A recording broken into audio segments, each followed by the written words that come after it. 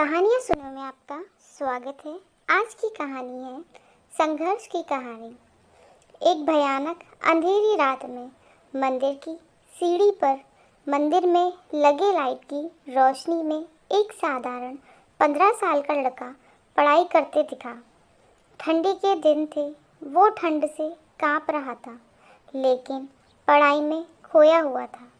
हफ्ते में 2 दिन मैं उस रास्ते से होकर गुजरता था।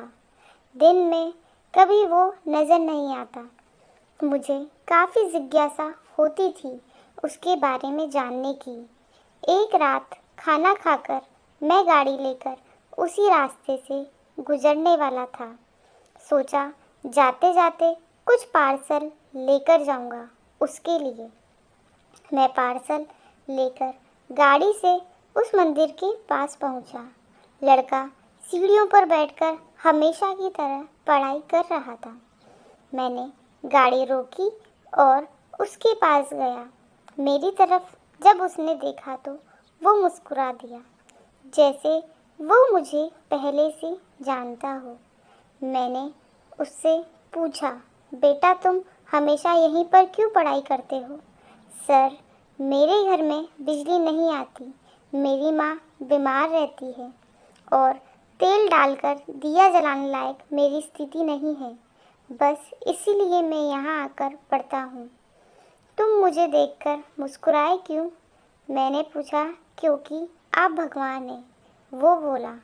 ऐसा नहीं है, मैंने कहा। नहीं, आप भगवान ही हैं, वो बोला। चलो वो सब जाने दो, मुझे बताओ क्या तुमने खाना खा लिया? क्योंकि मैं तुम्हारे लिए खाने का पार्सल लाया हूँ। देखा, इसलिए मैं आपको भगवान कह रहा था। आज मुझे बहुत भूख लगी है। सुबह से मैंने कुछ भी नहीं खाया, लेकिन मुझे इस बात की ज़रा भी चिंता नहीं थी। मैं जानता था वो भगवान जिसने मुझे भूख दी है, वह मुझे भूखा पेट नहीं सुलाएगा।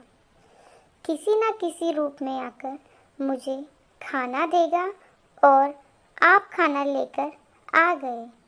आप भगवान ही हो ना। मेरे पास कोई शब्द नहीं थे। अनजाने में ही मेरे हाथों पुण्य का काम हो रहा था।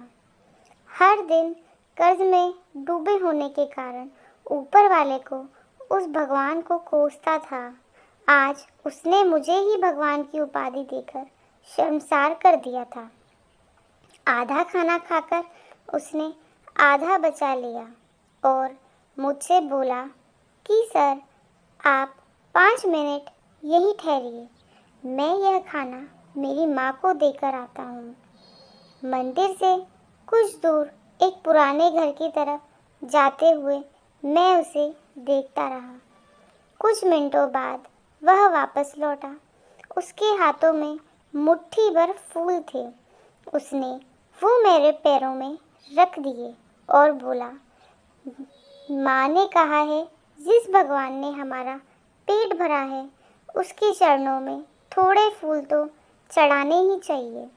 मेरी आंखें बंद हो गई और उसमें अपने आप आंसू निकल आए। आंखें खोल के मैंने उसके पुराने घर की तरफ देखा। उस घर के सामने पड़े पत्थर में भी मुझे प्यारी सी मुस्कान दे रही थी। उस लड़के की आंखों में मुझे साक्षात भगवान दिखाई दे रहा था। दोस्तों, कहते हैं कि भगवान सबकी मदद करते हैं, बस वह खुद सामने नहीं आते। किसी न किसी के ज़रिए हम तक वह मदद पहुंचा देते हैं। बस ज़रूरी है तो उन पर विश्वास करने की। अगर आपको आज की कहानी अच्छी लगी हो तो प्लीज़ इसे लाइक, शेयर एंड सब्सक्राइब ज़रूर करें और अगर इस चैनल पर नए हैं तो बेल आइकन को दबा दें, जिससे रोज़ आने वाली नोटिफिकेशन आपको समय पर मिल जाए। धन्यवाद।